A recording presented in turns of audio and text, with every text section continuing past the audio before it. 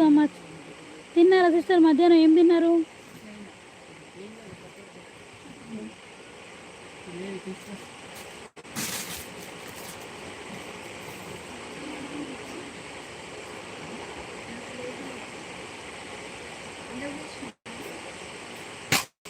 అప్పటిదాకైనా నువ్వేంటో అర్థమైంది నాకు, కానీ ఇప్పుడు ఇంకా అసలు నమ్మ అవసరమే లేదు నాకు.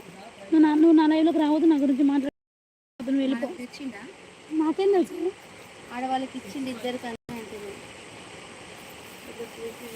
అవును, అందరు నమ్మల్ని అడుగుతాను అందరినీ.